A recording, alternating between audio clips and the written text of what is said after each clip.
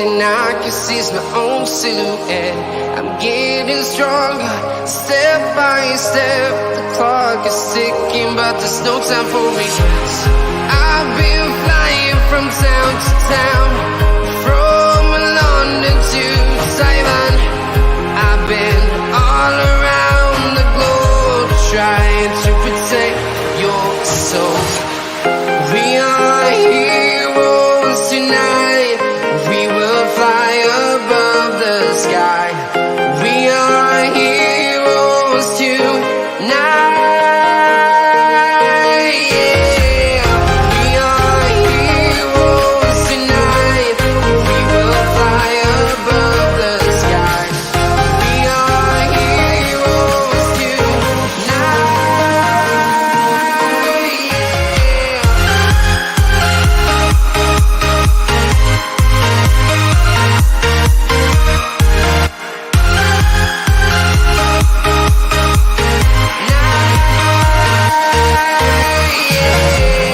Feel like a dynamite, ready to explode right up in the sky. I need you to listen, I need you to hear, and don't show any fear. I've been flying from town to town, from London to Taiwan. I've been all around the globe, trying to protect your soul. We are heroes tonight. We will fly above the sky. We are heroes tonight. Yeah. We are heroes tonight. We will fly above the sky. We are heroes tonight.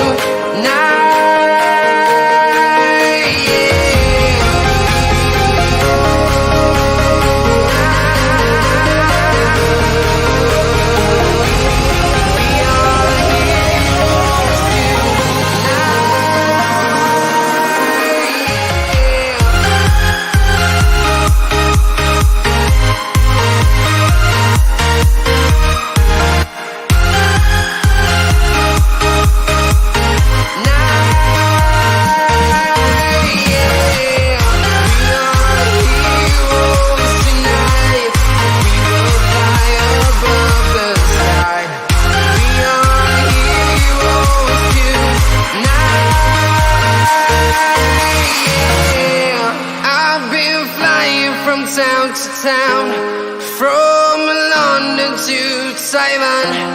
I've been all around the globe, trying to protect your soul.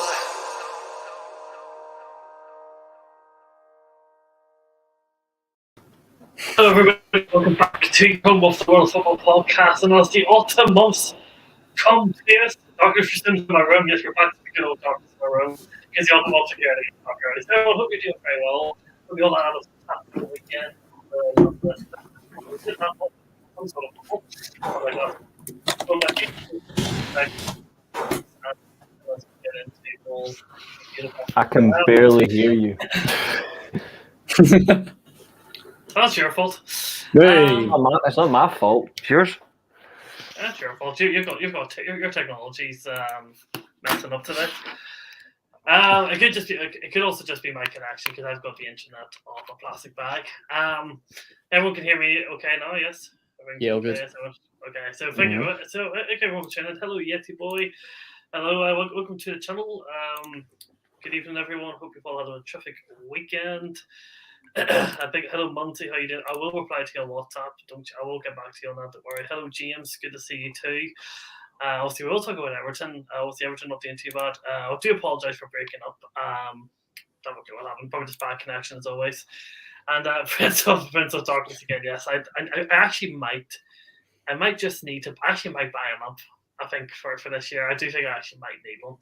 I you just can't see. Yeah, I can't. I live in darkness. This is my home. So hope everyone's well. So George, how you doing?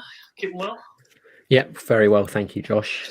Good to be back. Obviously, not much action going on in the Premier League as we know this weekend, but plenty of other stuff in other leagues. And yeah, good to be back. And thank you very much to everyone in the comments for joining us as always as well. How are you doing, Reece? I'm as well as can be, I suppose. Just living day to day, and I echo George's comments. There's no point me adding any more. So, yeah. And I'm not going to ask Stephen how he is because we're going to jump straight into our first topic. And I put a light on my other screen, so hopefully everyone's okay with the light now. Unless you can actually see me. So yes, let's get straight into it. Cardiff sack. So for anybody who didn't see the news, after the result against Huddersfield Town, Cardiff City sack Steve Morrison from the job after pretty much bringing in a whole new squad of bench, like 17 players. 17 cents probably spent more money than they thought they had. And I think they gave them a 3-year contract towards the back end of last season. Yeah. So this is basically Mike McCarthy all over again, where they give the caretaker manager a contract and then basically sack him later on. But I think on this occasion, like Mike McCarthy, Nathan, this is a ridiculously harsh decision given Cardiff are, one, trying to survive. 2, you're trying to change the style of the club, the structure and the idea and everything that Cardiff City is about. All the new players, yet to decide to sack him, it just seems ridiculous. Honestly, it is. If anyone has seen my Twitter this weekend, you will know exactly what I feel about it. But this sacking is just a complete and utter disgrace. I've waited until now because I was going to do a video about it, but because I was just trying to learn about the facts and not get anything wrong with it. But I mean, I am absolutely baffled into just why he was sacked. I mean, from what has been reported on Wales Online, it was due to performances. I mean, at this point, they're just completely playing with fire. I mean, what do you expect? 17 new players, a new starting 11, yet you give him 10 games and sack him straight away when you can see there's progress.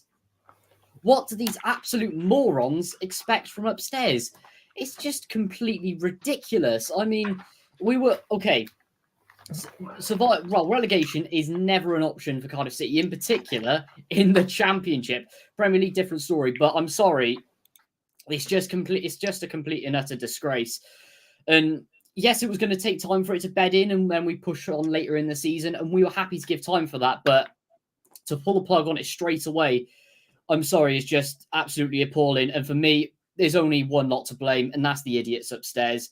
This is the final straw for me, even with the amount of chance after chance after chance after chance I've given them. And yes, I say it all the time, I want them out, but now I'm absolutely sick of it. They have to sell up they have to sell up as soon as possible. Now it is pretty much every single Cardiff fan out there is in agreement. They have to sell now. It's a complete and utter disgrace. We're back to the point of where we were 10 years ago, trying to force him out every single week with protests. None of the fans are happy. They divided the fan base again. Quite frankly, Vincent Tan, Mehmet Dalman, Ken Chu, get out of our club.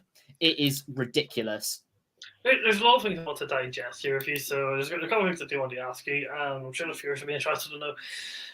Is there a big, Steve Morrison came in and basically took the squad from Mike McCarthy, where it was probably the lowest of the low, and he obviously he did well in Cardiff, considering how bad Cardiff were last year after McCarthy got sacked. So then they give them, this contract, they send all of these players. What was the expectations around Cardiff? Are the board and fans on different levels? Are the board expecting promotion and the fans were expecting a mid-table side? Is that why?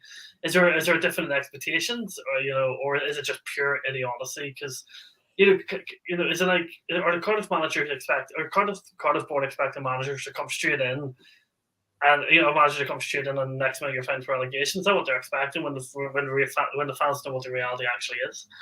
Yeah, exactly that. I mean, when he first came in and when Tan actually offered him the full-time contract, they said that he was attracted by the evolving style of play and the improvements in the style of football, moving away from the tradition of playing sort of this long ball, straight out the back, fast-paced, non-possession football that we've seen over the last, I'd say the last 10 years, which has been the philosophy. They've been trying to change it up, yet coming into this season, because we're in 18th place by the first by the first international break, and we're in exactly the same spot we are where we finished last year, they just straight up pull the plug on it.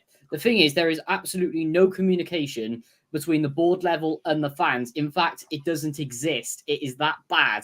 And from being openly criticised by our second biggest supporter group, and then the club refused to recognise them, even though they have been on club literature and have an office in the home stadium after all of these years, is just completely ridiculous. Trying to silence their critics, they are allergic to any form of scrutiny, and I'm just absolutely, my mind is absolutely blown by this. Just going off some of the facts as well. I'm lost for words. I am completely lost for words. There's no plan. None of them know what they're doing. None of them have footballing brains. I've said we need a director of football. They've already said that's not going to happen. The endless amounts of promises they have not delivered on, and it's time to go. It absolutely is time to go. And another thing, this will be our 12th manager under, 10 to 12 years under Vincent Tan. And under our last two terrible owners, Samperman went through, 3 managers, respectable considering he's owner for about 8 years. And Ridsdale, who we ended up forcing out as well, he didn't even sack a manager.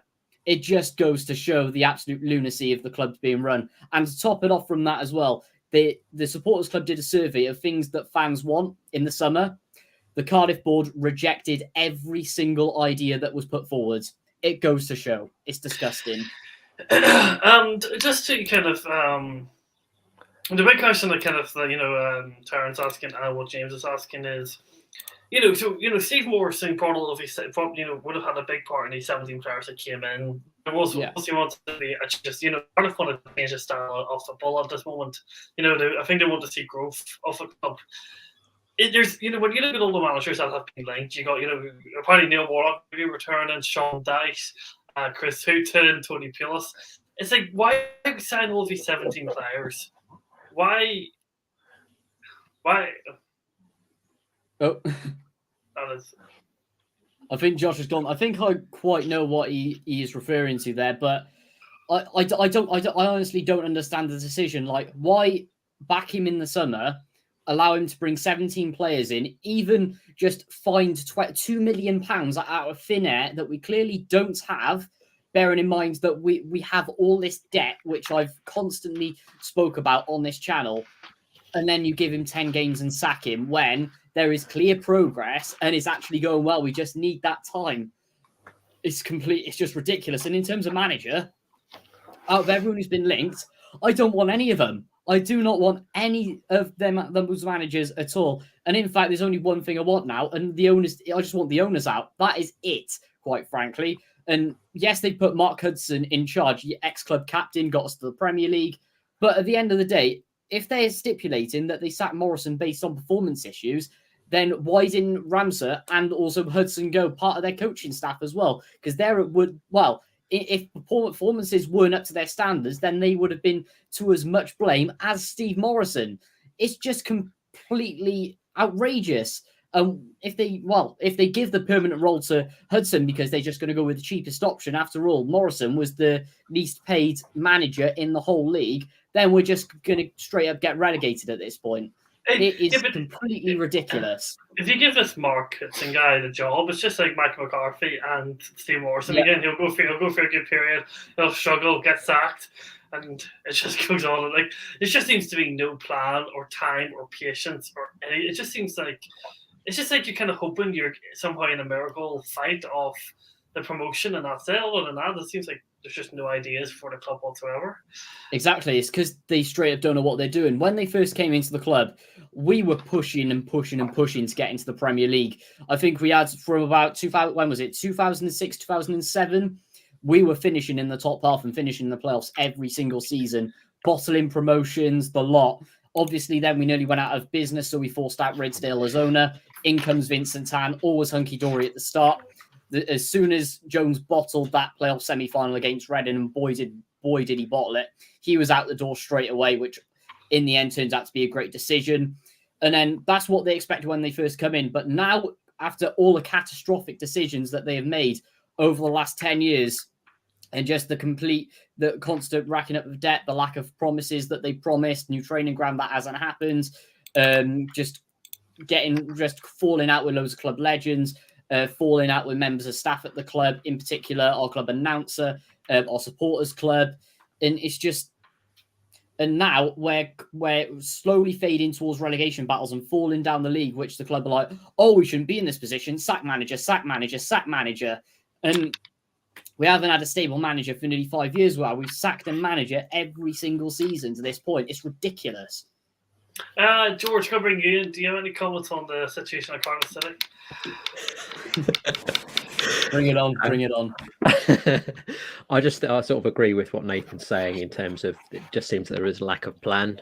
Obviously, we already discussed with slight similarities, obviously, to what happened with Tuchel as well. The managers who have only brought in quite a lot of players and not really had a chance to work with them or get any sort of it almost feels like it's pointless really bringing in that amount of players. And then it is debatable, of course, how much impact the manager does have on which players you sign, and of course that does vary club to club. But at the same time, you'd like to think they do have some sort of idea. There's always that thing, isn't there, about how a new manager will always want new players and have a new philosophy and that sort of stuff. So whoever you get, I'm not necessarily sure that these 17 players that you brought in are all going to be part of that new manager's plans. And even then, but obviously with the rate you're sacking, obviously you sort of said, how many you've sacked in over such a short span of time. Even then, you're not going to have soon the next manager will. Exactly. And it's just endless cycle. Find baffling, which just sorry to jump in there, George, but our players are actually liking tweets from Cardiff City fan groups condemning the sacking of Steve Morrison, which is just it goes to show, doesn't it? That's the sort of thing you get at every club, though. Unfortunately, there's always these. I expect again. It's I would say it's more likely as well that in your obviously the lower sort of divisions and stuff, that it's more likely they're actually running their own accounts as well. The actual players are, rather than having some media person actually running it. So it's even more likely that they're going to be unprofessional or act like things and stuff like that. Unfortunately, but yeah, it's a bad situation. Obviously, I do feel for Nathan. I also think it's quite harsh because I know obviously last week when we were sort of predicting Cardiff's results, I think myself and Reece, and I know Reece was doing a bit more sort of to take the piss, but we both had 2 losses over the last 2 games. Obviously, you did pick up the points midweek. So I think they should have, and even obviously, as you sort of mentioned, when I was having a look at the table myself there as well, is that it's not an unsalvageable situation either. I don't necessarily think, I know you said that Cardiff had quite a good window, but I don't necessarily think, with all the best will in the world, that Cardiff should be that much higher than what they are. And the points difference isn't too much. So I think in the Championship as well, if you win like a few games within a short span, you can really climb up the table, because there is, it's quite hard to sort of get consistency. So I would definitely have given him more time. And I don't really know where you go from here. As you said, Nathan, I think the only solution is to get rid of the ownership, because ultimately, when it's like a sort of science experiment. You don't constantly replace the same thing, and when things keep going wrong, it's not that part of the club. It's not the manager. It's definitely higher up, and as you said, obviously with the owners. So that's where the buck's got to stop. And again, it's up to your sort of fan base really to organise or try and engineer the owners out. That's really I think there's going to be a protest before the Burnley game, which is being planned at the moment, which, to be honest, is way overdue. But now, after this is the last straw for all our fans. So it's the perfect time. And like we saw when we were in the Premier League, when we have a protest, boy, do we have a protest. Reece, final comment from yourself on Cardiff City situation. Well, I know I took the piss. I took the piss last week because that was out of spite and that was for the correct reasons. Yeah. But obviously, I got what I wanted this weekend. But in retrospect, though, like, I did see Cardiff getting beat regardless. It didn't matter who was going to play. Like, Huddersfield were just going to tear them a new one, and it didn't matter what the score was. Like, Huddersfield gave them a beat. No, they don't. No, that's the best. No, that's the best part. That's the best part. But in terms of like behind the scenes, like with Cardiff, it is an absolute circus. It is pure comedy for outside, but for a Cardiff fan, like pure hell. I'm looking at the situation, and I think it's more than just getting the owners out. I think it's about getting every form of the club behind the scenes done properly. They need to get the management right, whoever they come in. I think right now they need to go, like I said 18 months ago, they need to get an experienced head in. Doesn't have to be a dinosaur manager. Doesn't have to be. It just We've has had to too be. many of them. Yeah, it just has to. It just has to be someone with like a relatively good amount of experience. Even a manager with 10 plus years managerial experience is enough for Cardiff right now. Like they don't need to go something bizarre. But also as well, like it's not just director of football. You need to get the right board in. Obviously, if your supporter groups are being ignored, then the supporter groups have to ump their game as well. They can't just take it to the owner in a peaceful manner. Like supporters group or not, you have to get a little bit more aggressive. If you're not getting what you want, you have to at least raise the expectation a little bit. For example, when we had the red issue, when they were proper going and ripping into it. No, exactly. If that was the straw for them back then, and you are willing to just sleep under the rug now because he changed the shirt back to blue, they've just knuckled under. They need to get right back at it. Like they need to look at other clubs for inspiration. If anything, the Cardiff City fans should look at them, like look at 1958 for Man United, because that's what they've done every week. They've protested every single home game. Keep at it. If anything, relentless focus will force an owner's hand, whether it be to turn around and actually open up conversation with the supporters group where it could get better. I'm not saying keep Vincent Tan. I'm not saying that in any angle. But if conversation was to open and you actually saw proper change, you actually saw him an actual, like, sorry about the language, Josh, but I have to, an actual give a fuck about your football club. If it showed that, I think Cardiff City fans may slightly, I'm not saying, I don't know what the circumstance would be, but if Vincent Tan actually showed more genuine interest in the club, genuinely showed more care, he was willing to listen to the support groups, I genuinely think they would be willing to keep him around, but they would expect more from him. And I certainly think the fact that he continues to make all these sackings is a natural problem as well. I agree. Because if you're constantly sacking a manager every season, there's virtually no point you entering the transfer window. There's virtually no point yet, because that's just like you said, like you spent $2 million on 17 players. That's $2 million that Vincent Tan could have just decided to keep on his own. But that's 17 million is going to another manager who might look at these players and go, you might not even fit the style I want. Like, who knows what the next manager of Cardiff could be, like you said, a long ball merchant.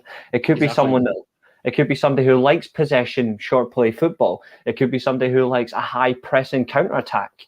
Like there are so many variables that like there's going to be considered the next manager. I think if you're looking at Cardiff right now going forward, there is no clear cut plan, but your supporters group really need to be more aggressive.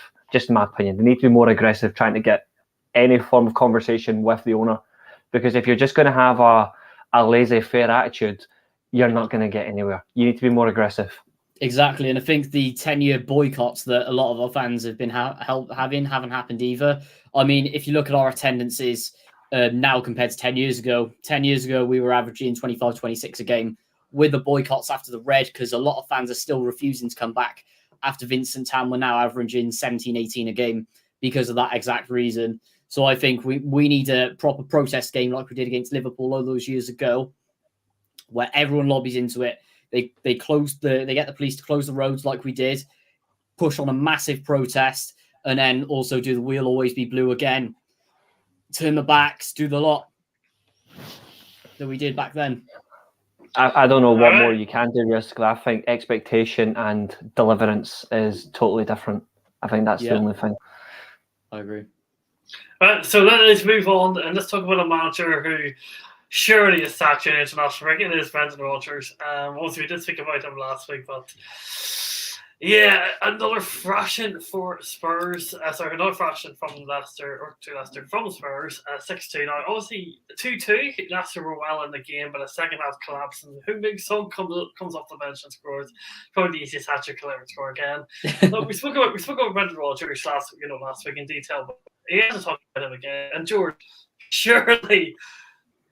I see this as two ways. Surely he's gone during this international break and that's it. Or if he's not sacked, there's obviously seriously a financial issue at Leicester because they can't pay us 25 million or whatever he's owed. Because you surely can't keep him on for any other reason and you physically cannot afford it. Your mic's on mute.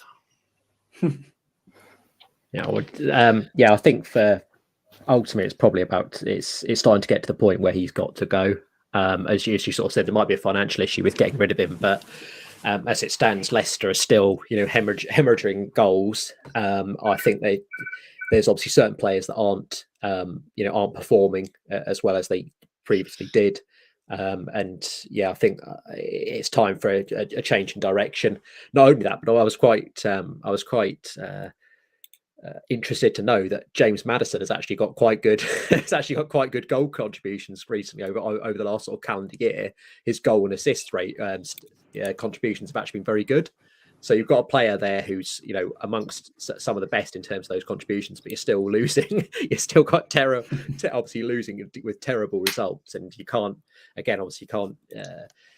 just can't get any results whatsoever. And obviously with that Spurs game, as you sort of said, they were in it, but there's always that threat. And ultimately, even the Son goals, they were obviously some of the goalkeeping was utterly shocking. Just ultimately, obviously, two of them at long shots, and then the third one, obviously going through the keeper, who again does the sort of Dean Henderson thing, where he just jumps, does the old WWE ref thing, jumping up and down on his on the floor, which was it was just absolutely terrible. And again, it was in Diddy again for that crucial. Obviously, I think Leicester would have preferred to try and keep it tight, and within minutes of the restart of the second half, and Diddy again dispossessed terribly, and Bentancur manages to score his first goal for Spurs. So when that sort of thing's happening, that it's probably about time that to draw things to a close. And not only that, but I think Leicester have probably got the only set piece coach in the Premier League who's worse than Man United's. Because ultimately, obviously, those goals again, obviously for Kane and Dyer, they were again what the fuck was even happening? I just can't believe how it was almost like a pub team, just everyone rushing out and rushing in, no cohesion whatsoever. And and those are the sort of things, even the simple things, they're not getting right. Even the basic principles of football, set pieces are everyone has to sort of cater for them. They're a major part of the game. As obviously Ralph Rangnick talked about quite that's one of the things that he talked about quite a lot on various sort of coaching things that he's been on. Was about how much of a part of the game that is. So again, it just shows the lack of the simple things. When the simple things are going wrong, when the results are going against you, you've got to replace the manager, I think. Because ultimately the other impossibility for Leicester is the fact now the window's closed. So and obviously we could get a slight reprieve, with the international break and obviously the World Cup before obviously the January window opens. But even then, you've still got too many games, I think, and too many precious points. I think Leicester will probably look to pull the trigger at sooner rather than later. I think Rodgers is a good manager, but I think he's, I think ultimately he did do a very good job with Leicester, because obviously they, winning silverware and finishing a lot higher than they should have done as well, given their budget and what players they had. But, I think it is time for him to say goodbye. And I think also for Leicester, not only in terms of the manager, but they do have to look at quite a few players as well, moving on, and also getting new players in, because it wasn't even as if Spurs are in good form, but it wasn't even as if they had to try that hard. It was on pretty much every shot was a goal, and like I said, those set pieces, ultimately in the first half were absolutely criminal. Poor state of affairs for Leicester, and I think they'll be looking to change it in the next few weeks with the change of manager. Just to say, to answer Ellie's question, Alex Smithies. He's the answer. No. Just no. Nathan, onto yourself. It amazes you, Steve Morrison, decent performances, new squad. He gets sacked by Brendan Rodgers with the same squad that he's had for 3 seasons, getting trashed every single week, easy to beat, still has a job. Yeah, quite frankly, I think this is absolutely, it is pure insanity, really. Just look, first of all, I got to add, their new set piece coach, whatever you want to call him, what a waste of time that was employing him. I mean, if their coaches can't teach their players to defend set pieces properly, then that is the answer of who should go. I mean, it should be just inclusive, that the manager puts his style of how he wants things done, and then the normal first team coaches work around it. You don't need to have all these kickoff coaches, set piece coaches. It's a complete waste of time and money, quite frankly. And bringing him in, did it really improve things? Absolutely not. I also did feel sorry for Danny Ward as well. Yes, he had made some absolute disastrous goals go in, but at the same time, did his defense in front of him help? No. And like looking over the last few years with Leicester, we can see over time the decline with their squad going from a Premier League winner, one of the best keepers in the Prem, Kasper Schmeichel, down to Danny Ward. I mean, he's a great keeper in the World Cup, but he hasn't had that time to bed in as sort of that goalkeeper. And then Alex Smithies, who was swiftly booted out of Cardiff considering his high wages and poor performances. So it is quite concerning. And same with Brendan Rodgers as well. He hasn't really helped with the transition in this squad as well, because they are in a transition period. No question about it. But he hasn't done well with it at all. The football, they aren't appeased with it. Their owner, he's not getting the advice from, obviously, as far we all know the sad story about that, but he sort of got different ideas to it now, and it's not, the Leicester fans can tell that it's not working for them. But I don't know with Leicester. Maybe what he needs to do is sack Brendan Rodgers, get someone to stabilise the club, get him to finish around 15th, 16th, and then do the rebuild properly from there, because Vardy's not getting any younger. You're going to have the likes of Tielemans go soon. And yeah, Fofana's gone as well. And where they sell high and then replenish low, which they've been doing the last few seasons, they haven't been doing it this year, and they haven't been doing it last year either. So they need to just put a bomb through it and start again, which they should have done this season at the end of the day. But yeah, tough season ahead for Leicester for me. And Reece, to finish it up with you.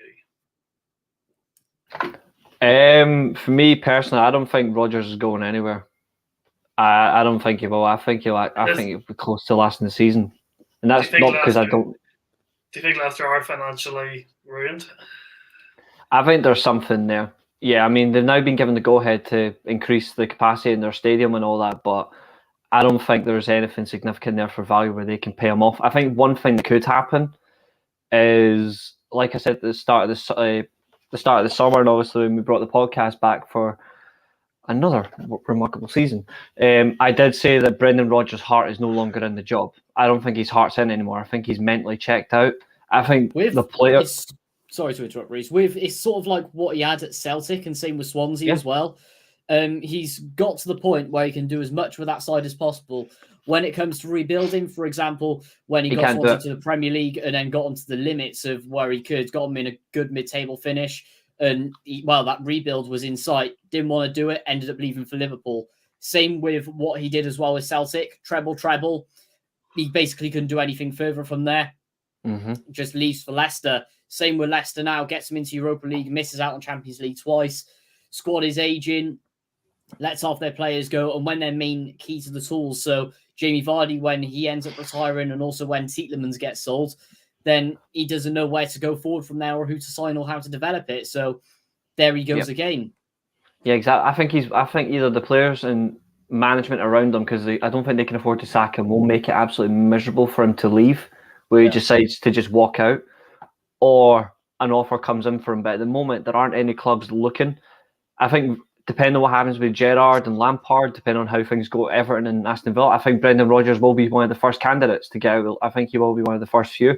I actually think as well, it depends on what happens at Southampton. Obviously, I wouldn't wish any hell on Ralph Hasenhüttl because he's a good manager, but I think Rodgers would be a consideration for Southampton. And then we'd actually see if their rich owners are actually willing to invest in that flaming squad, which they've failed to do significantly for the past few years as well. I do think he's mentally checked out. I don't think he's in it, but I also don't think there's any way that they can afford to sack him. I don't think he's going anywhere. So for any Leicester fan that generally wants him out, I understand that. I don't see it happening personally. I think he lasts close to the end of the season. And I don't think he's a finish in the top 10, which I got slaughtered for in our prediction stream, but I'm standing by it because I don't see any turnaround for Leicester. I really don't. I don't think anybody's seen Leicester being this bad. I did. I did, and I got slaughtered for it. Very quickly, if Brendan Rodgers was to be sacked, who do you think would be a good replacement for him, George? I've said in the chat, I think Sean Dyche.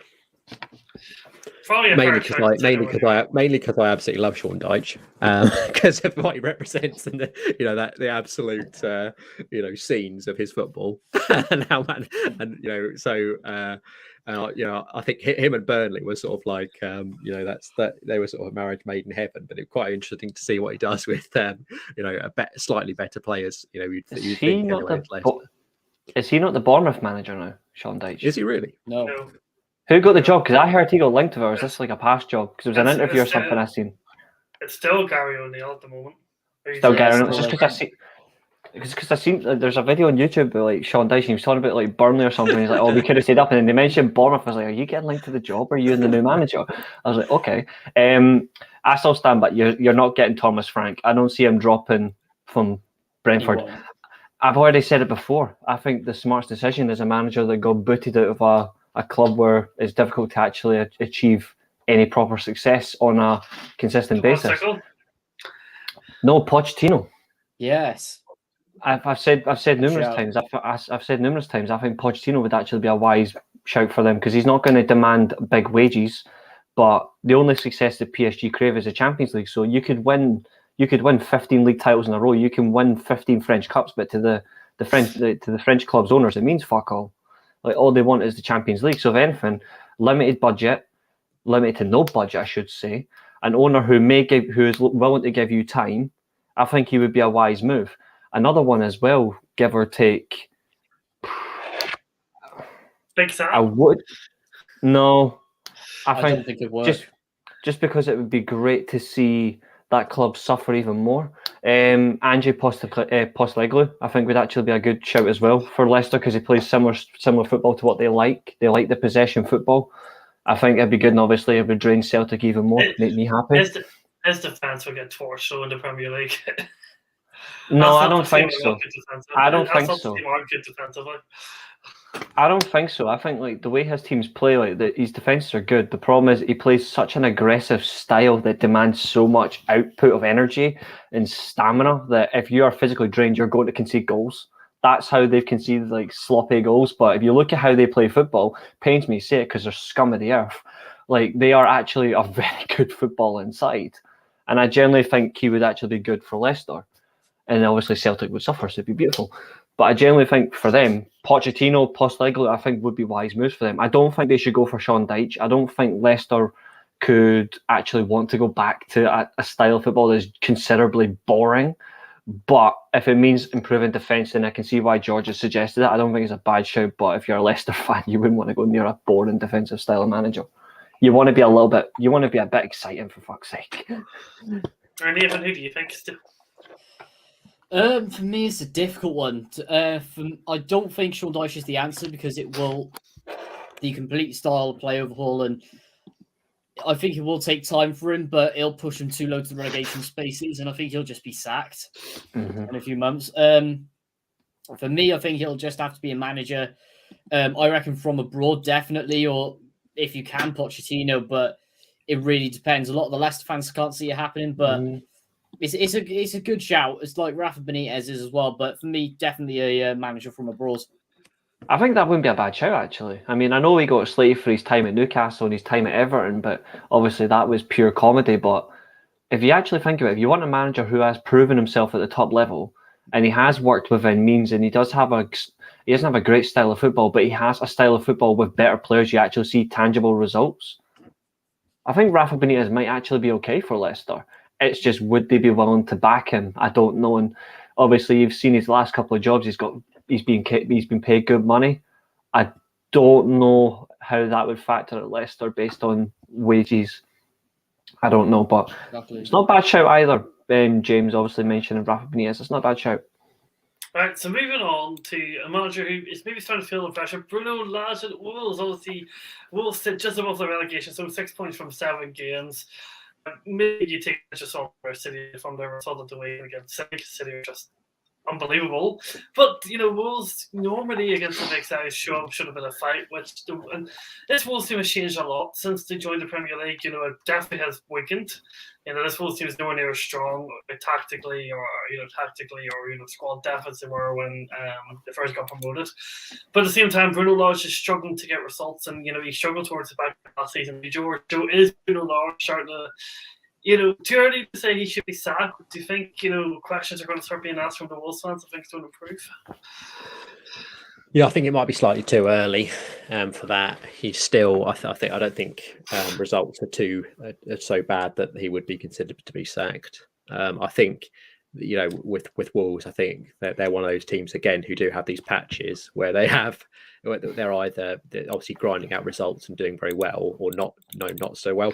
And obviously, as you sort of spoke about, Man City is probably quite a poor reflection of where their sort of standards are at, because I think we all sort of knew they were going to get absolutely pumped, unfortunately, because that's just the way that things are. And I don't think many teams have really worked out a way to deal with Haaland specifically either.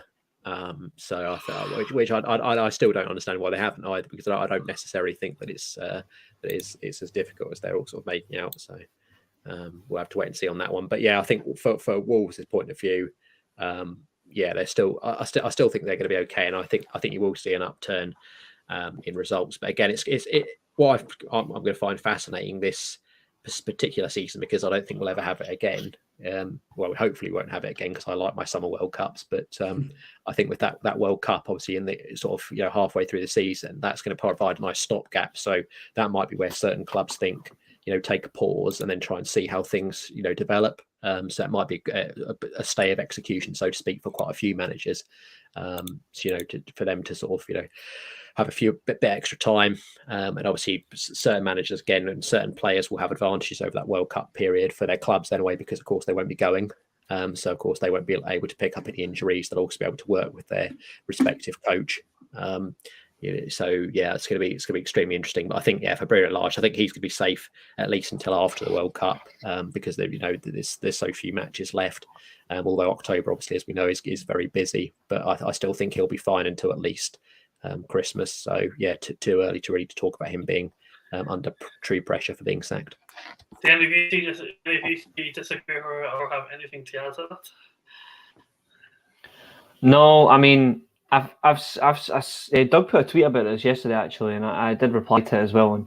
And I think it'd be very stupid for Wolves to sack Bruno Lage. I think, considering what Nuno Espirito Santos did for them, obviously he took them as far as he could. They were so much better under Bruno Lage last year. It did tail off at the end of last season. I'm very unfortunate, because they could have got European football. I think it'd be very naive from their owners to get rid of him. I think he's a manager that fits them really well. He's recruited well. He's got them playing good football that suits the squad. Yes, they're going to have an upturn in form because they're not the best team in the league, but I did expect a bit of a fight against Wolves. I mean, I think Heller's right though. City, even though they scored goals, City weren't particularly great against Wolves. They were very decisive. But Wolves, I think if they do sack him, I think they're absolutely stupid. I think he's a good manager and he should be given time. I think if they put severe pressure on him, then they're idiots, because they won't get any other good manager, in my opinion. I look at him and I think he generally fits what they're trying to build. And anybody else out there that understands Wolves, no. I think purely if you want to manage Wolves right now, you can't be a manager from the Premier League. You have to physically have a manager that actually understands the Portuguese language and understands the Portuguese league, because that's generally what they base their teams on. They're based on, if you look at them directly, style for style, setup for setup, they're based on Sporting Lisbon. They play the same back three as Sporting Lisbon. I think it'd be very, very naive to get rid of him. And if they do, then God help them. I don't see them surviving if they get rid of Bruno Lage. That's generally how good a manager I think he is. I think he's a really good manager. Yeah, anything else? Yeah, I completely agree with what the guys say, to be honest. And if I'm actually honest, I don't think they're doing too bad at all. Like, yes, it was always going to tail off, but when you have the likes of... Let's cough there. When you have the likes of, obviously, Jimenez falling down, and, well, not falling down exactly, but obviously taking off, and he had that really, really nasty injury, and really important players leaving. I've got a feeling that Ruben Neves, massive parts of the squad as well, is going to end up going at some point. But now that they have filled the Diego Costa striker void at top, they have to give him time. They really have to give him time for me, because at the end of the day, if they don't push the panic button, they're going to get someone in that's a complete disaster. They're going to want their own players in. They don't see the same style of football that the Wolves board want, or also Bruno Lage wants either. Yep. And then at the end of the day, it's just going to be a complete disaster ending in near relegation for them. Not to mention, some key players out of form. So I was just saying there, João Moutinho is one of their better players. Like he's severely out of form. I know he is getting on. And Taran's right. Sasa Kalajdzic as well. He plays one game against Southampton. He gets injured. Very unlucky. I rate him. He's a quality player. He's a big presence. Diego Costa's not going to score a lot of goals for him, but he's going to win them points by being a complete utter shithouse. But Kalajdzic would have generally been their better striker. Like I know I rate Raul Jimenez, I think he's quality, but like Kalajdzic like, is a big presence, is going to get them goals. It's just unfortunate he's injured. Exactly. But they do need to get their midfield back on form. I think another thing as well is Adama Traore. Is he still there? Because he's not at Barcelona, I don't think, is he? He is there, yeah. He's just on the bench all the time. Offers nothing at all. I'm not a big fan of Adama Traore, everybody knows that, but I think right now, you look at wingers, I think Trincão's doing amazing in Portugal. I think they should have tried to get him back for another loan. I think he would have actually done well for them.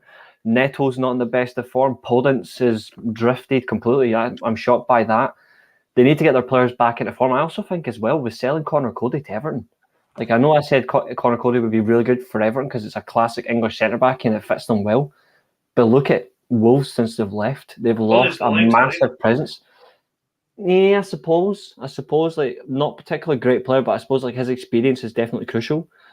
But it's just crazy. Like their players are just out of shape, out of form. I also think their squad at the moment is actually quite lazy as well. Like I haven't seen them run as much as they did last year. I think they're not interested, which is a shame for the manager because he's a good manager. I think they're just generally not interested for themselves. And if that's the case, then I would rather Bruno Lage done a complete U-turn on these players that don't give a shit and just plays bench players. I think Adama Traore at least would run for him. He's not the best player, but at least he would run through brick walls for him. We saw it last year before he got loaned out. And that's a worry thing for me if you're a Wolves fan is when you don't see players working hard. It's the bare minimum. And they generally look like lazy cunts to me.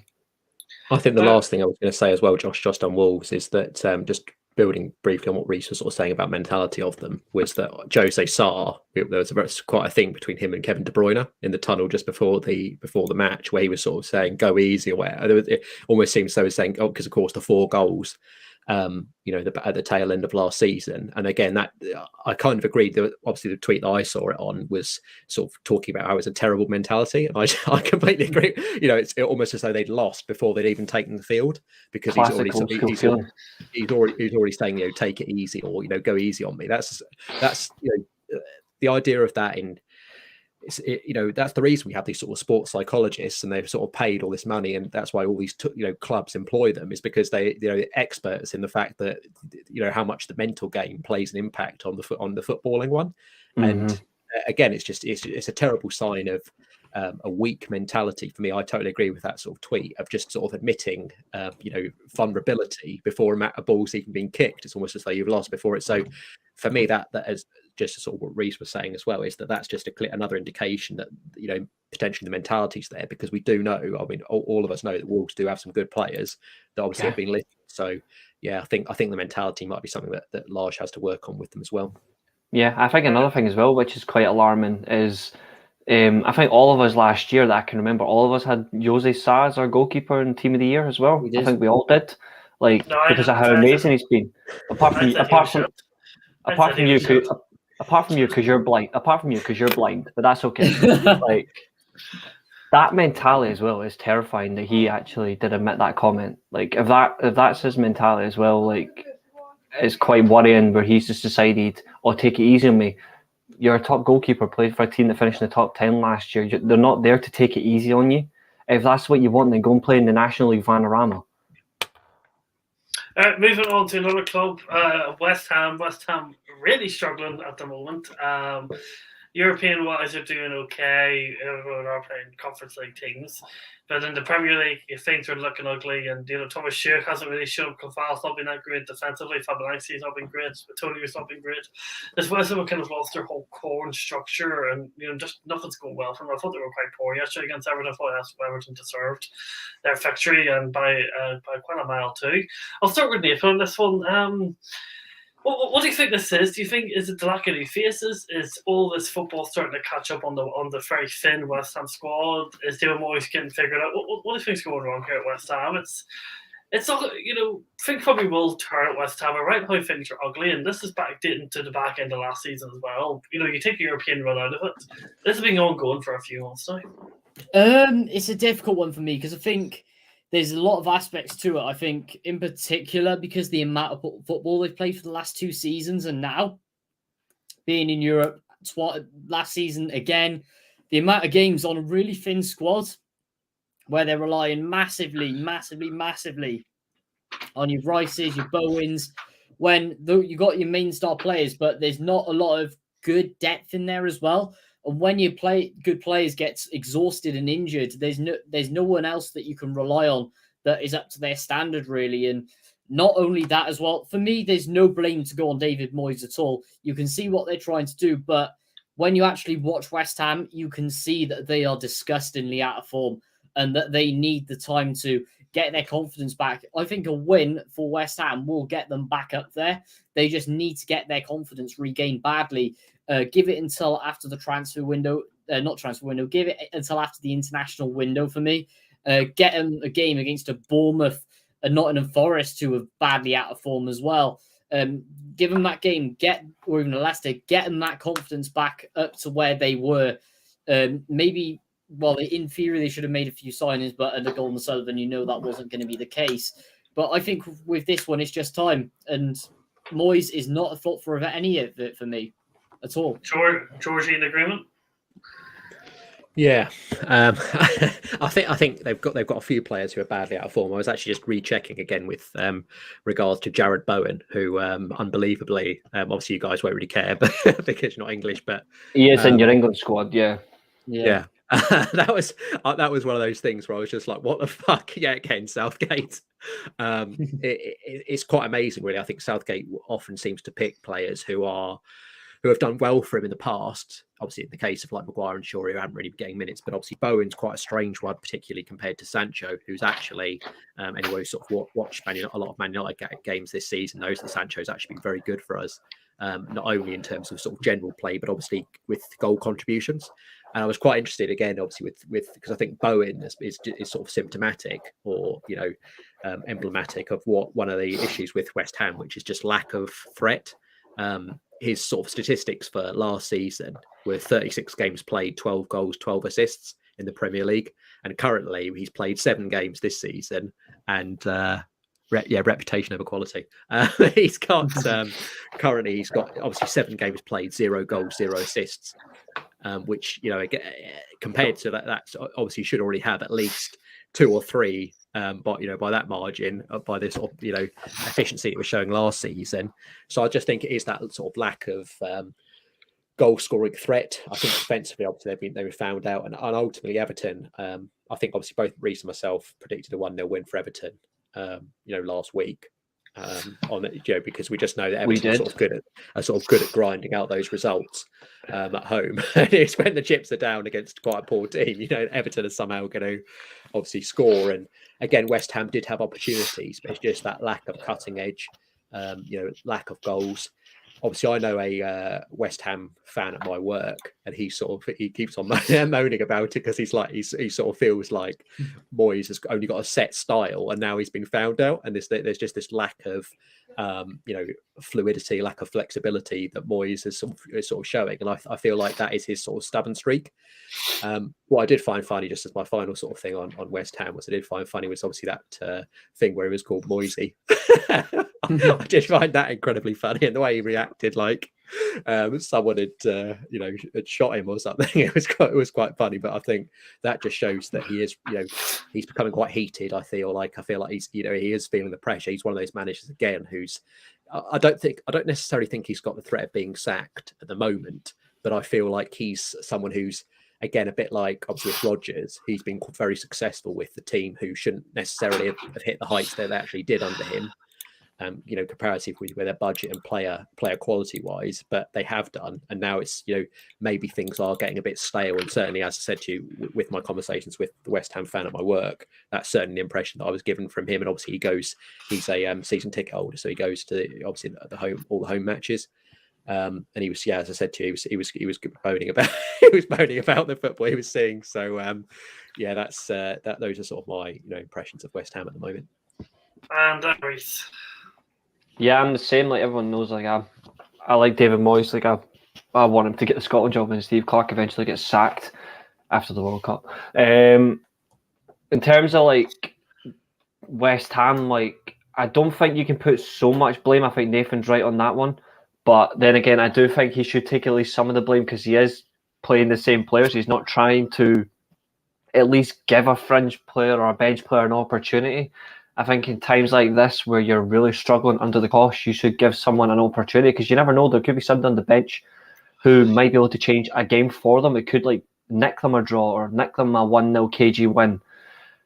I think he's a good manager, and I do think he is. Like what he's done at West Ham is brilliant, and it's just as good as how it was with Everton. It's just tailing off a wee bit because they are lacking some positions. I think last year I said it was they needed another attacking fielder, they needed a backup striker, and they've done that. But now it's the defence, which is really alarming. Like their defence is very cagey. I think the midfield has not got the right pairing as well. I think Rice and Souček are being found out quite easily. I mean, one's shite, the others. Shearer's not the player that he used to be. He doesn't have the same influence on the team anymore. They looked much better. They looked much better in Europe when Lanzini was playing beside Declan Rice. They could have a bit more forward drive about them. Well, yeah, 10 in that 8 position gives them something different. I mean, Rice can generally hold up the ball. Where you've got like Lanzini who can do the attacking play as a box to box. I think David Moyes really does need to change things up a little bit because they have got a good squad. It's just not clicking somehow. I don't know why they're not clicking, but you can generally tell that they are massively out of form. I mean, Nathan's right. I also think George is right about we spoke about Everton last week, and we did predict it. I said Everton would win purely because of the fans at Goodison Park, like the 12th man would egg them on, and that is generally what happened. It was Everton weren't particularly great, but the fans certainly gave them that extra dimension of confidence. I don't think the West Ham fans are generally as behind their squad right now. When they are in Europe, you can see it, but in the league, they look so defeated.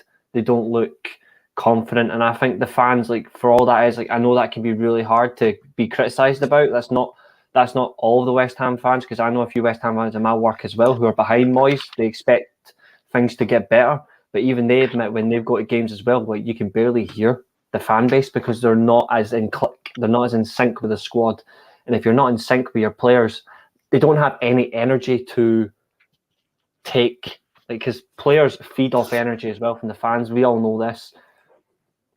Like we've all done that ourselves. Like we know, like, and from that circumstance, I think that is what's missing for them as well.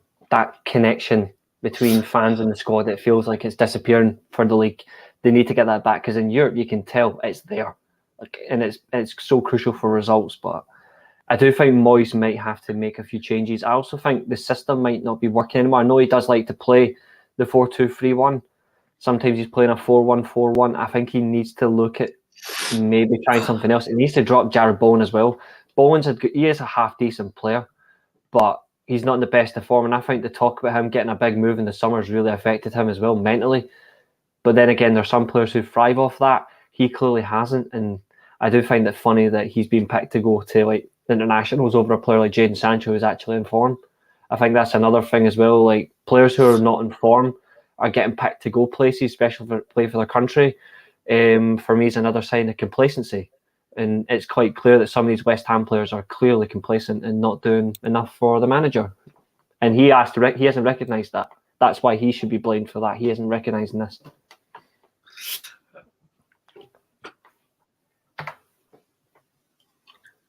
Okay, so there we go. Yeah, so moving on to this one's a bit more controversial, and I look forward to seeing, especially George. I think George's reaction is perfect, and it is: are Arsenal actually the real deal? So now you could also say, obviously they're playing easier teams, and then when they came up against Manchester United, though they played quite well, they still lost. But at the end of the day, they are top of the league, so I feel like I have to ask the question: are they seriously? Is this just a purple patch? Is it a permanent thing?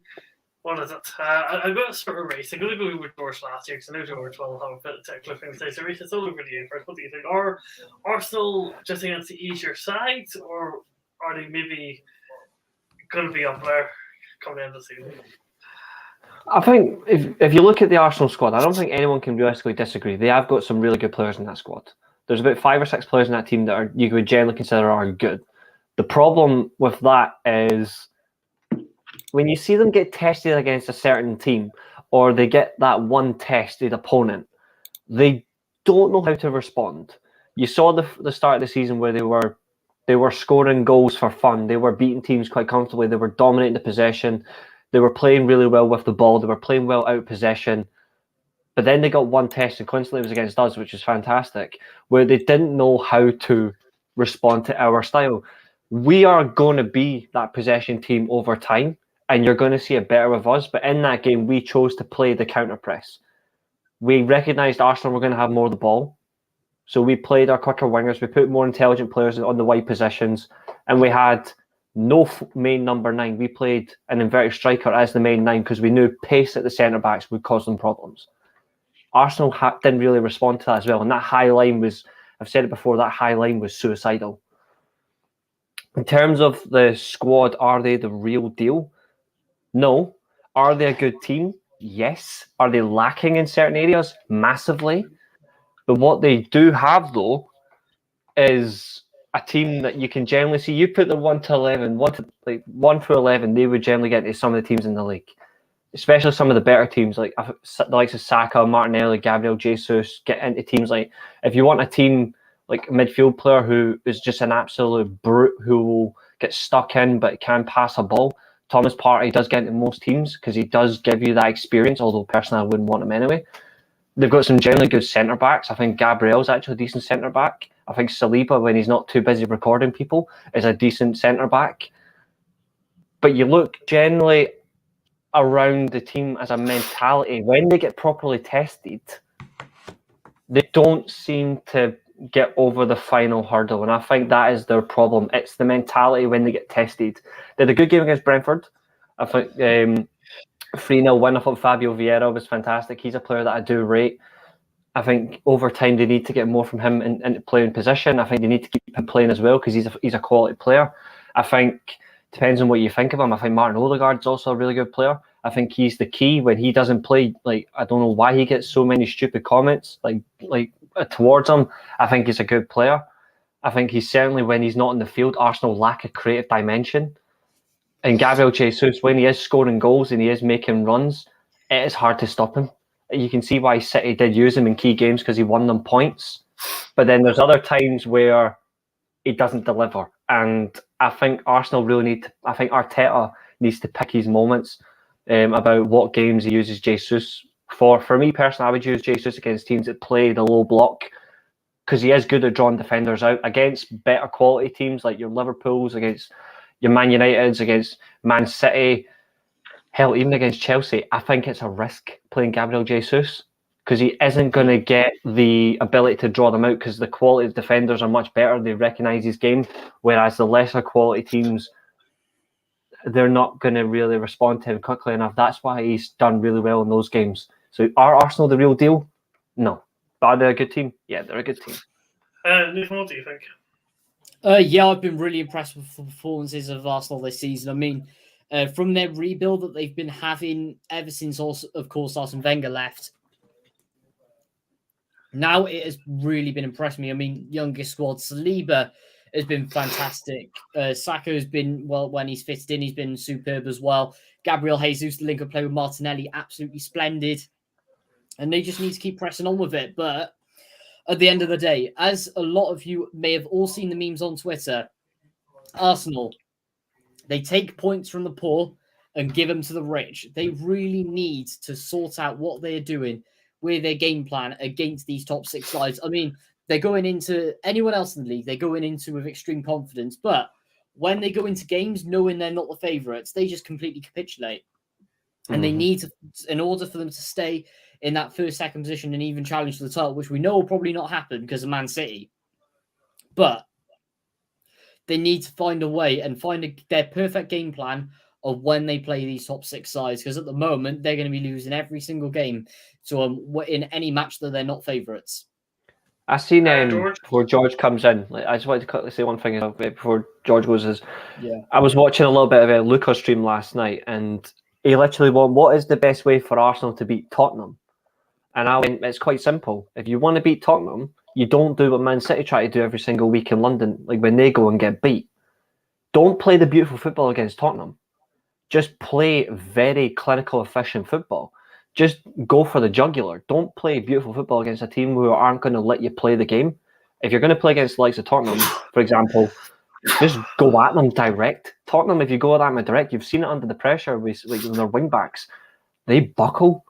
So if anything, if Arsenal want to beat Tottenham in the North London derby, don't play 50, 60, 70% possession football where you're going to pass it around and look beautiful, when at the end of the day, you're going to get knocked out like Norwich City.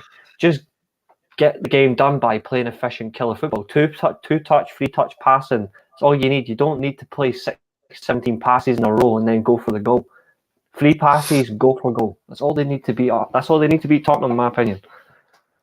It's quite disappointing that we have to wait until the afternoon and after break for the North London derby. But to my memory, I think it's the first Saturday back at 12:30 on BT Sport. So it's a hell of a way. It's a hell of a way to bring back the club football after the international break. So George, what do you think about Arsenal?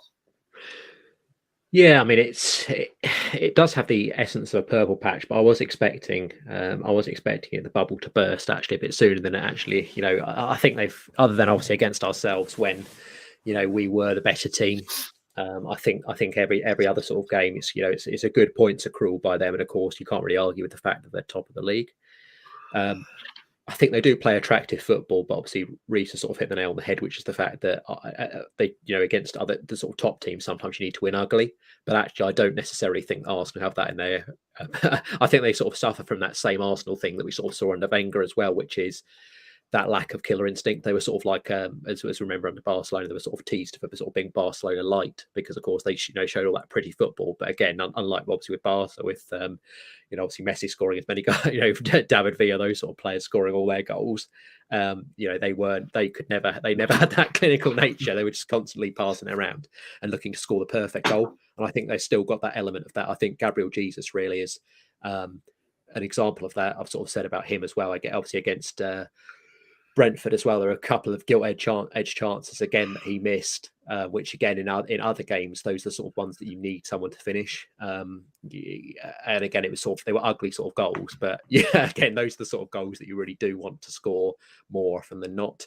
I think Arsenal, again, they're going to be one of the teams that benefits most from this sort of the international break. Not only that, but obviously the World Cup as well, because as we sort of talked about previously when we were comparing sort of squads, I think actually when you look at their squad, they've got players that aren't necessarily, they've got quite a few players who aren't necessarily involved for their international teams. So I think that's going to be a real bonus for them as well, because obviously again, have players who can then work with Arteta, who can concentrate on coaching, have a bit of a break, because again, I feel like sort of building again with what Reece said about 5 or 6 good players, I feel like once you sort of go into the further squad, which is what happens when you accrue injuries or when players are playing every single week, that's when Arsenal are exposed. And I think obviously with that break, again, they'll be very happy with that, because again, it gives them a chance to always have their strongest team as much as possible and give them as many points as possible as well. The other thing I think for Arsenal is that it's going to be extreme. I'm going to find it very funny, and because I'm 99% sure it's going to happen, but there's always that horrible 1% chance that it might not happen. But I'm 99% sure that at some point they're going to bottle it really badly, and I'm looking forward to that, immensely. But it's going to be very interesting, because we all know again that they should probably have got top 4 last season. It was all in their hands, and then there was this horrific collapse in the final few games of the season when it seemed as though for all intents and purposes they were going to get it. And I foresee, unfortunately for them, I don't think they've got any. I still don't think they've stopped that mentality. I think there will be a collapse again, similarly to, obviously we spoke again about Leicester, didn't we? The fact they missed out on top 4 those couple of times, and I think that will probably happen again to Arsenal. So when that blip's going to happen, Arteta's going to have to work really hard with them to try and make it so it's only a minor one. And the very final thing is, I think in terms of their sort of title chances or whereabouts they might finish, I think top 4 is a realistic aspiration for them based on how they're playing currently. And like I said, the sort of other aspects that I've touched on. But I think even that's going to be difficult, because like I said, there's going to come a point where that mentality is questioned, And I still don't see that they've got enough leaders or enough, mentality to really pull through that, because you can get quite far beating lots of crap teams, which is what they're doing. And that, all power to them being a flat track bully, but you can never win the title if you can't sort out, beating big teams, because more often than not, as we know, the team that wins in that sort of Big Six mini league is normally the team that wins the Premier League overall. That's why Man City have got, consistently winning the Premier League, is because in those big games they get more points than the other teams, even though they do lose points against stupid teams quite often. Over the course of the season, they're always the ones that sort of pick up the most points against the Big Six. So Arsenal need to sort that out, and I don't think they can. And like I said, I think that mentality is going to shoot them in the foot later on in the season as well. Okay, so we're not going. So also the other result in the Premier League that we haven't touched on was Newcastle 1, Bournemouth 1. I don't want too much to speak about that game. I think Jordan was probably fair in the end. Newcastle are doing around. Bournemouth are actually surprisingly probably doing probably a new manager point sort of thing, but I don't see that staying very much the case. So we're going to go abroad now, talk about some games, starting off with Juventus. Now we obviously talked about Allegri last. We talked about Allegri last week, so we're not going to go into as much detail about him.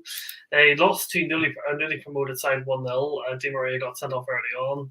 Juventus were again bad, and I mean really bad. Some of those really surprising results in Serie A.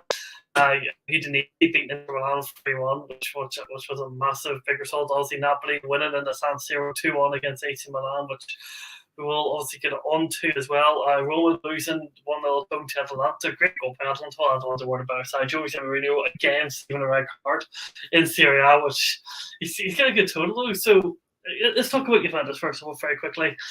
We'll go to our Serie A man for this, Reece. Things are just getting uglier and uglier. Juventus going away to a newly promoted side, going down to 10 men and losing in the style that they have. It really is just, it's grim and it's worse. No, absolutely. I mean, what's even more better is obviously their opposition lost to Monza, and obviously they're owned by Silvio Berlusconi, and obviously the general manager is Adriano Galliani, ex-AC Milan owner and top man for Milan, obviously. So felt good to get one over them.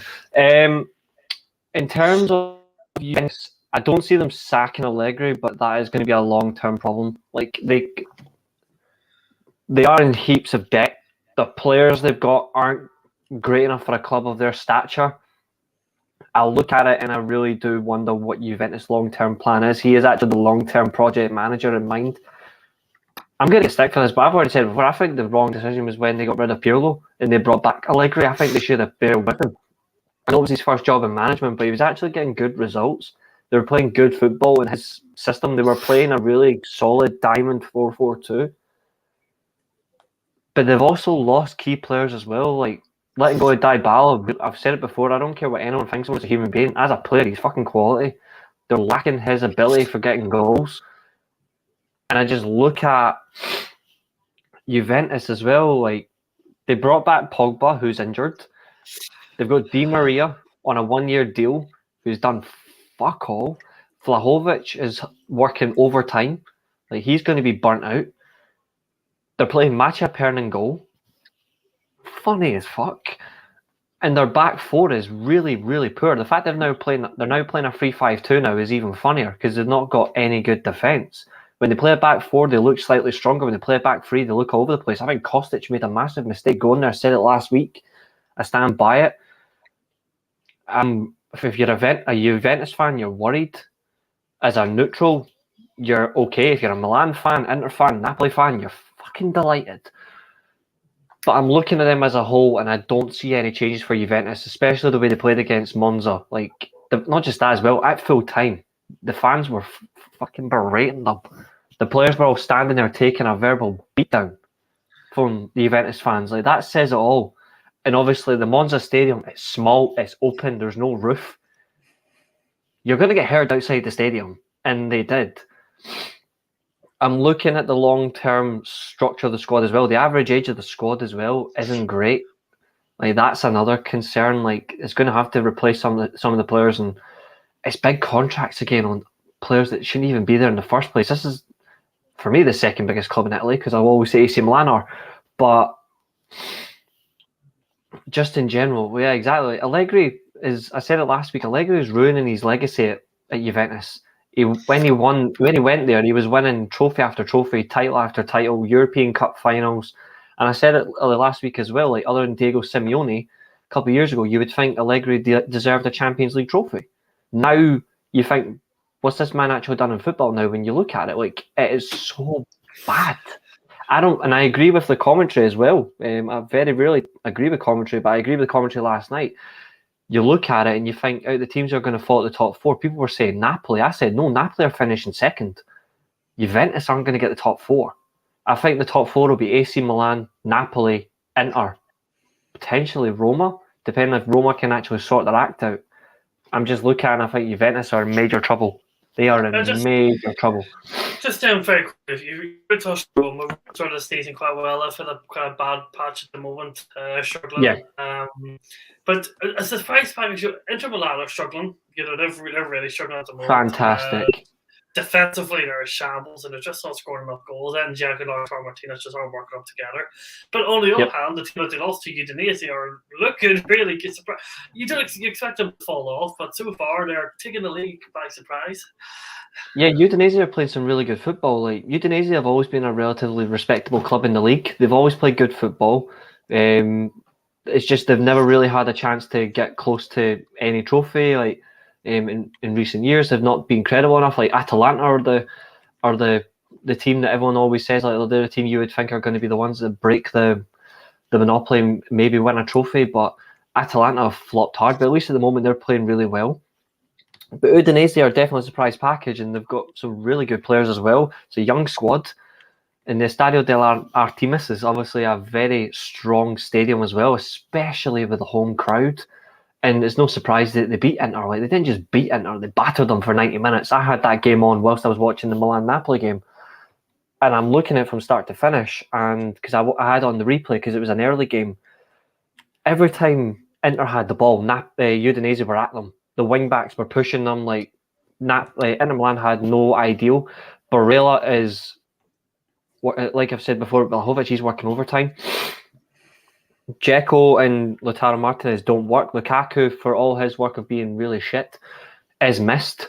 Like, they do miss that extra presence as a striker. I think Lautaro Martinez, for all his quality as well, I don't think he's got complete trust in Dzeko. And the back three as well, it's not translating. I think you can still get away playing a back three, but I don't think the system works. I think they need to change it up. Personally, I think they should play with one striker for now.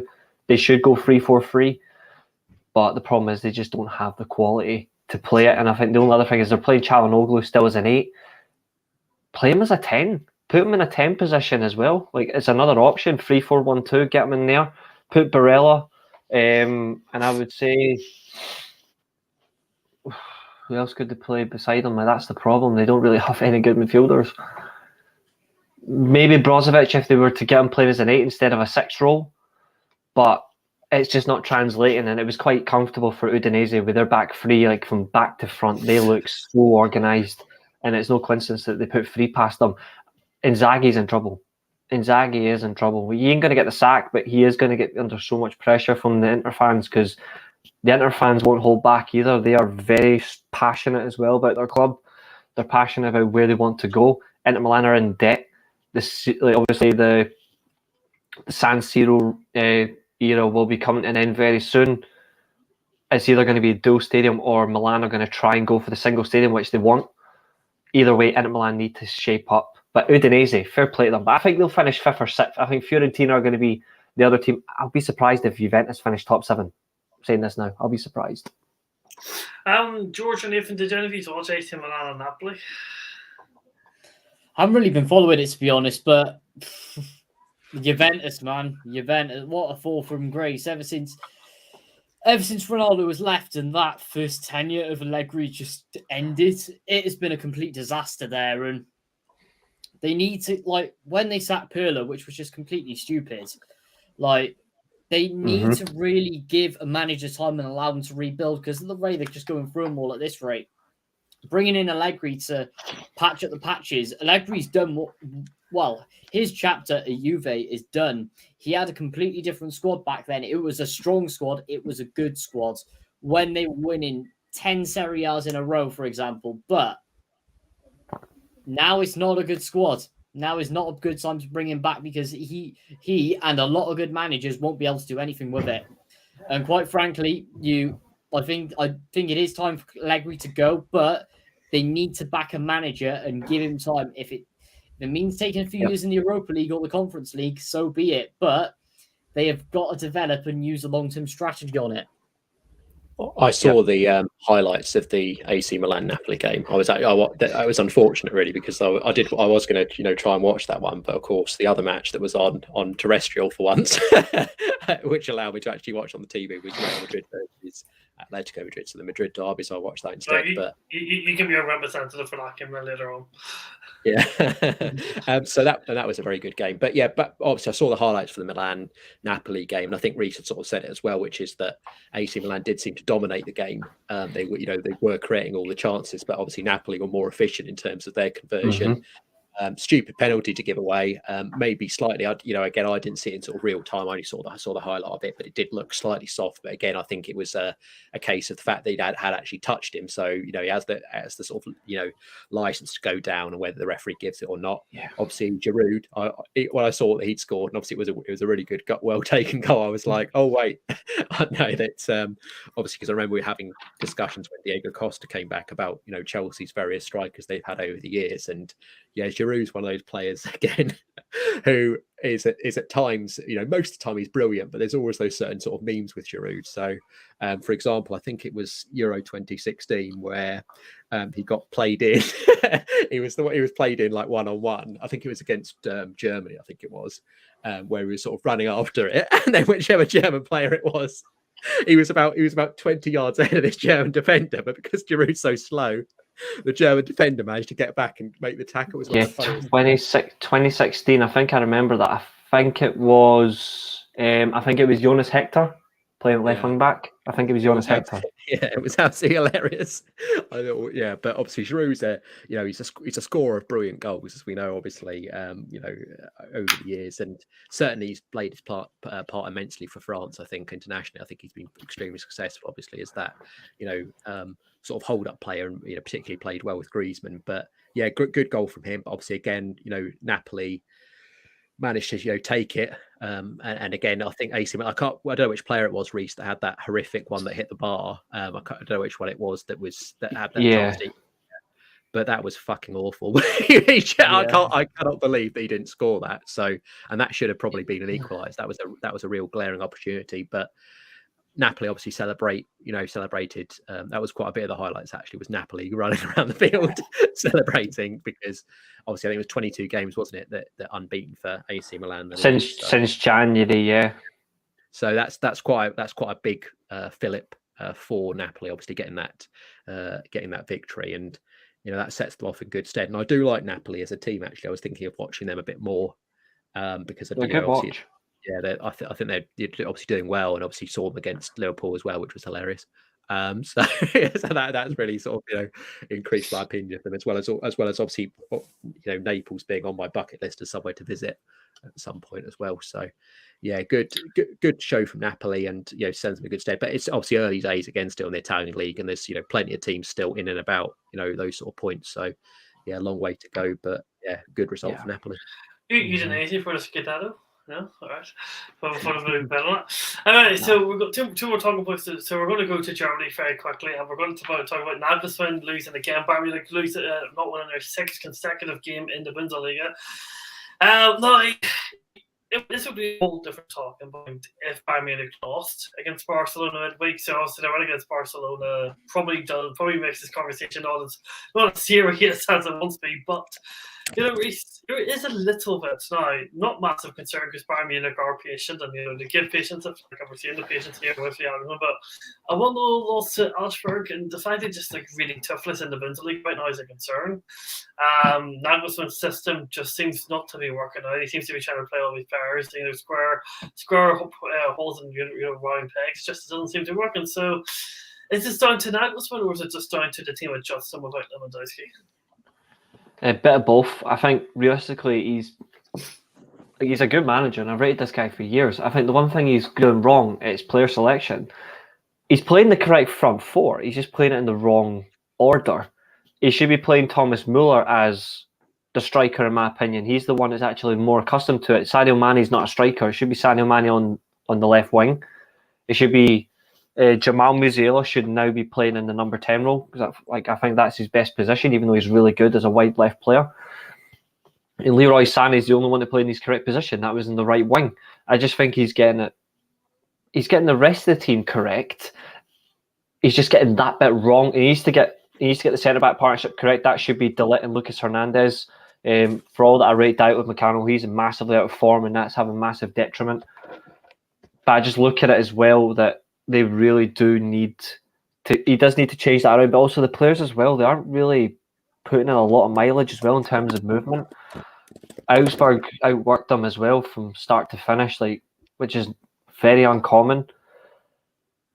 But it's not just the way that Augsburg won as well, it was the way that Bayern lost. Bayern didn't have any response, even the changes as well. They just didn't react well enough. And there's no coincidence as well that Neuer's trying to do everything that Neuer does best to try and spur the team on, but that isn't going to work every single game. I look at the attacking players and they weren't really showing enough movement or any intelligence with or without the ball. He's the right man for Bayern. It's just he's putting the wrong players in the wrong positions. It should be Sané, Mane on the wings, Musiala on the 10 role, and it should be Thomas Muller up front. And George, we'll give it to you, and we'll finish off on something else. The Madrid derby. We'll give us your thoughts on it.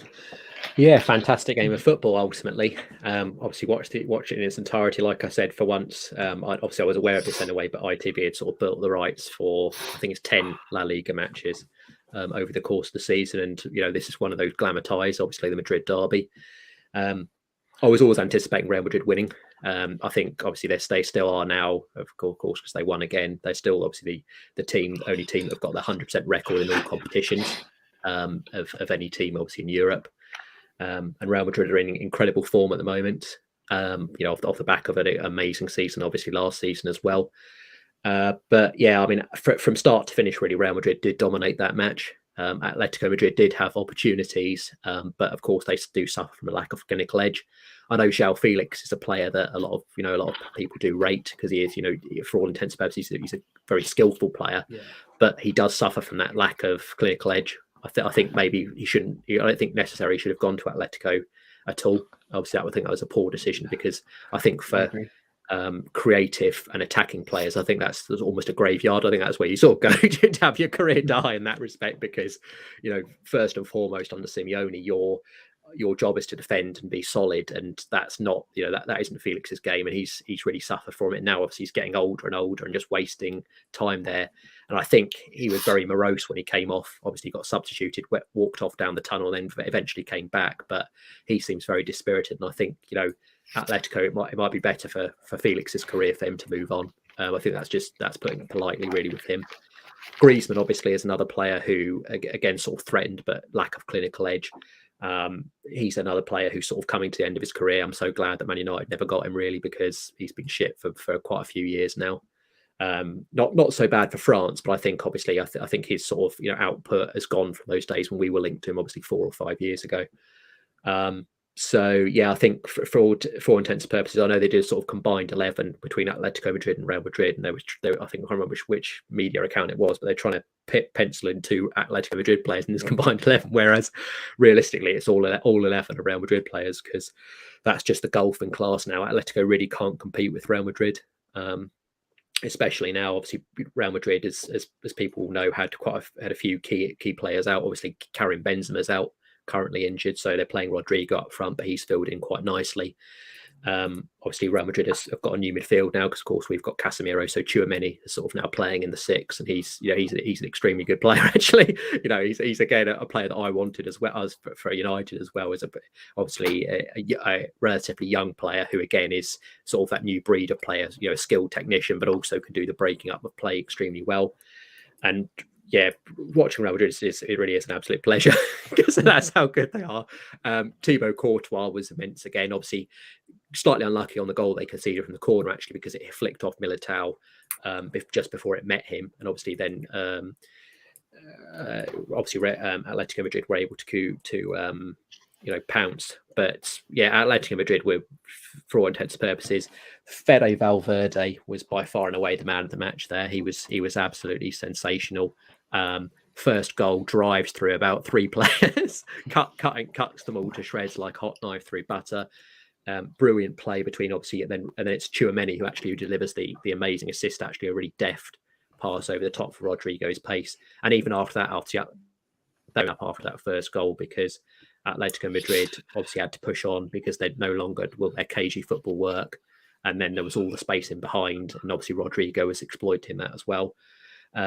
And then on the second goal again, Real Madrid just it was almost like a cat with a mouse, just toying with them. They just pulled them all the way in, started playing around at the back. I think obviously Modric in particular was pissing around at the back. Atletico Madrid pushed up and they just played it all the way down the left.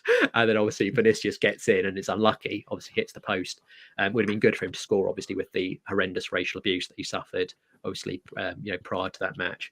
And obviously, who's there but Valverde, who's literally everywhere. He's almost like a magician. He literally he's almost as though he's appearing in about 5 places at once. He's absolutely, he's a player I could literally, go on for hours and hours. He's that good. And he obviously gets getting talked about a lot more.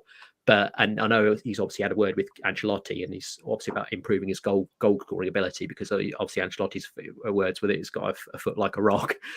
He's incredible, incredible footballer, and he's giving Real Madrid that advantage now, because you've got an extra by having him on the right wing. He's obviously an extra midfielder when they're out of possession, and obviously he's got such incredible lungs on him that he's able to then provide the attacking outlet as well. So Real Madrid with him in it are just ridiculous, and even without Benzema, obviously they're still winning all these matches in a row, and they'll be an even better side when he comes back.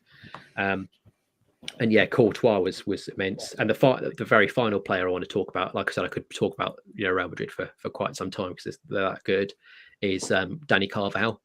Again, he is just Real Madrid's right hand side is probably the best in the world at the moment. Obviously, Carvajal and Valverde is just such a strong partnership. Carvajal, for me, he's the best right back in the world.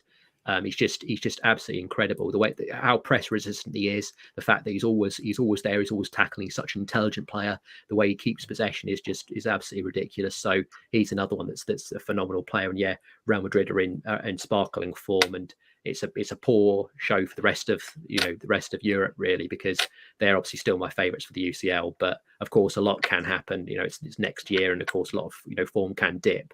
But as it stands at the moment, Real Madrid are in incredible form, and obviously Ancelotti's a sensational manager, and he's also got such squad depth to call on as well. He's got players that can come on and change a game, like Eden Hazard, obviously Asensio. Ceballos is doing a good job as well. Obviously, when he came on, he's a very sort of skillful. Asensio's that severe, is he not? No, Asensio's still getting games, but he's not. He was slightly unhappy, but obviously scored against who was it they played midweek? I can't remember which. I did watch the match. I can't remember who it was they played. Is it the Champions League? Yeah, I can't remember who it was they played. It was someone. Leipzig.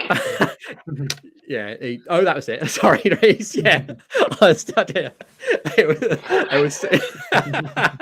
It was. Fuming about that. Yeah, it was. But yeah, it was obviously a good goal that he scored. But I think for me, it's not even as if it's almost like they make other teams look bad. That is literally how good Real Madrid are at the moment. It's just that they have such control over these games. And even I don't even think Kroos. I think Kroos is slightly declining as well now. I think he's still an amazing technician and will always have that. But I think he's sometimes games are passing him by. That Atletico, obviously, again, sort of midweek, he wasn't as good as he it had been before. And obviously, this specific match against Atletico, especially when you see Valverde and you see Tchouaméni as well, and you see the way that, obviously just because they're so much younger, but you see their energy. And Kroos was, when he was doing his defensive work on the left-hand side, because obviously he's playing on that side of the midfield, that was where Atletico Madrid targeted. They targeted that there, obviously Real Madrid's left-hand side, because it's weaker. And because he's not as good defensively, obviously, and when you're going the other side, you've got Valverde and Carvajal, so you've got absolutely no fucking chance going past them. So yeah, it was as I said, it was a joy to watch them, Real Madrid, and such an easy win. And Atletico Madrid obviously got a lucky. It amazes me really that Atletico Madrid's constantly shoot themselves in their own foot as well, though, because obviously Hermoso got the goal back, then 2 yellow cards within about 5 minutes and got himself sent off. and they have to work on their disciplinary record. And it's also going to be interesting. I was thinking this as well. When is Simeone going to move on, or is he? Is he going to be like sort of retiring in about? I think it's 20 next year. He'll be there forever. Yeah. I think it's next year. I think if Inzaghi gets sacked next year, he's on the first plane to Inter Milan. Yeah, that's great game. Just Yeah. say that I watched that back this morning. It was a quality game. I think Valverde's a player I could talk for hours as well. I've rated him since I watched him in Uruguay. I just happened to watch them play in Uruguay. That's how good he is. He's a player to have at United. Thank fuck Liverpool couldn't afford him, because if he went there, I'd have to seriously start an agenda. And I hate starting an agenda against players that I rate. But in terms of quality, he is the player utility man. He can play in any position, and it doesn't look like he even needs time to adapt. It seems to be his natural position. Plays in midfield, it's natural. He plays as a right winger, it's natural. The guy is just perfect for wherever he plays. I think as well, actually, he's not the reason Uruguay will win the World Cup, because they won't. But he's the reason Uruguay have a very good chance of making potentially the semi-finals if they keep him fit and play him in that same position, because he will cause them so many problems for the opposition. He's that good. I think as well, I'm surprised Dani Ceballos actually played that well. I mean, that's the funny thing, because he did drop off at Arsenal when he was there, but he's a good player. I think Asensio is a madcap type of player, because considering how good he used to be, I don't think he's that good anymore. I don't personally think he is. I do agree with that right-hand side for Real Madrid. It's amazing. Contrary to the left-hand side, as much as I like Toni Kroos, I think they're playing Toni Kroos in the wrong position. I think, personally, I don't think it's the best. If you're going to play Toni Kroos now, you've got to play him through the middle. Because if you're playing him in the wide positions, he doesn't have the pace. Whereas if you put him in the middle, he doesn't have to do anything except get the ball and then just passes it forward. Because he is, even though he's not that fast anymore, he's also press resistant. He is press resistant. It's just the problem, he doesn't have the pace to keep up. Whereas even though Modric is getting older, Modric still has pace behind him. Tchouaméni's fantastic. Camavinga's another player that can come in pace. But I'm just looking at that Real Madrid team, and I agree. You would put them in the favourites. I still think Bayern Munich have a very strong chance, but that depends on how well they do. But you'd be brain dead not to put Real Madrid as one of the favourites to win it. They are just that well machined, and I think Carlo Ancelotti deserves to get more respect than he used to do. Because the fact that he got crucified for how he played in England, whereas you give him players to generally work with that actually fit what he likes, you see results. Everton didn't do that for him, so no offense, James. But I'm just looking at what he's doing with Real Madrid. It doesn't have to be an amazing world-class talent. It can be a semi to average player. He gets the best out of them. And it's no coincidence that they are flying as well in Spain. It was a quality game. Hermoso, I rate him, but that was such a sloppy decision. He is a good centre-half, but it was such a sloppy decision, especially on a high after scoring a goal where you'd think Atletico could maybe sneak a late goal and get a 2-2 draw. That decision cost them the opportunity, in my opinion, because they had a good chance in the last 10 minutes, because you know what Atletico are like. And I agree with Felix and Griezmann earlier on. I completely agree. Felix needs to get out there, and Griezmann isn't what he used to be. I don't think Koke is either, and I think Thomas Lemar is abundantly shit. Yeah. Just also, the Chelsea and Liverpool BSL game. I was on Sky Sports, and I thought Chelsea started quite well, but as the game went on, Chelsea just weren't the same. They weren't pressing very well. We weren't putting as many balls in behind, and they give away. When you give two stupid penalties away in football, regardless if it's men or women's football, you're just asking for trouble. And I was just because no Messi's into women's football, I was disappointed by Chelsea play, especially in that second half. I thought Chelsea they just didn't do everything they do under Emery, so they were very weak, defensively easy to attack, to get in behind or making stupid decisions. So I was disappointed, but I'm sure we'll absolutely bounce back. So to round it up, we're going to just very briefly talk about the Nations League games coming up. As obviously we have 4 different nations, obviously in this, so we're all parts of the United. So starting off with Wales, just a reminder, these are the final 2 international games before all the clubs move on, or if a player will go on to the World Cup. So starting off with Wales. Wales are away to Belgium and home to Poland. 2 very difficult games for Wales ahead of the World Cup.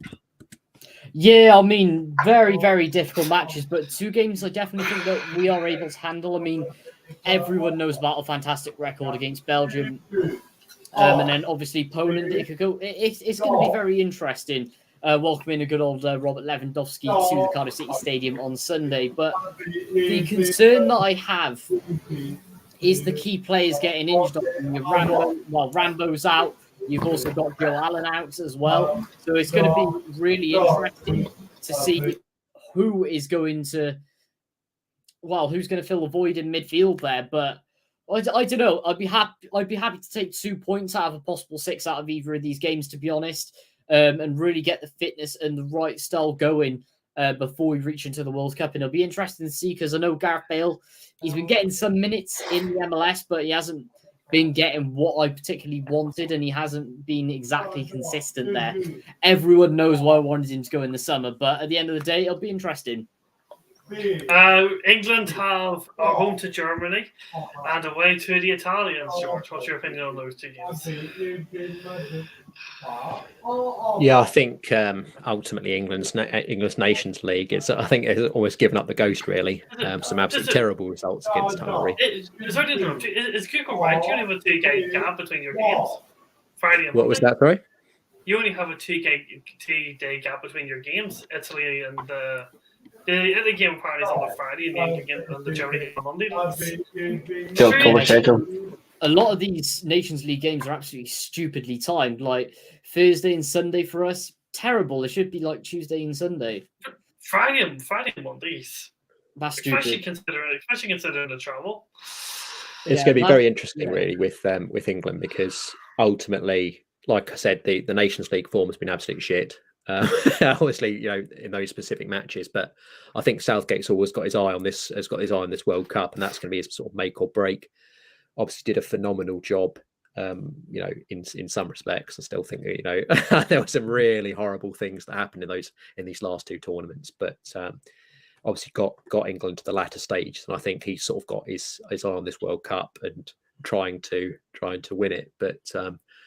It's going to be very interesting. I think obviously the Nations League is almost irrelevant, really, in some ways. It's obviously the squad that he's picked gives us a good indication of what squad he's thinking about taking, obviously, on this World Cup, and who's going to potentially miss out, including Sancho, obviously, and Bowen, obviously, that sort of thing, debate which we talked about. I think it's more interesting for that sort of respect. But obviously, in terms of the overall Nations League, obviously we did relatively well last Nations League, England, but obviously this one he really has taken the piss.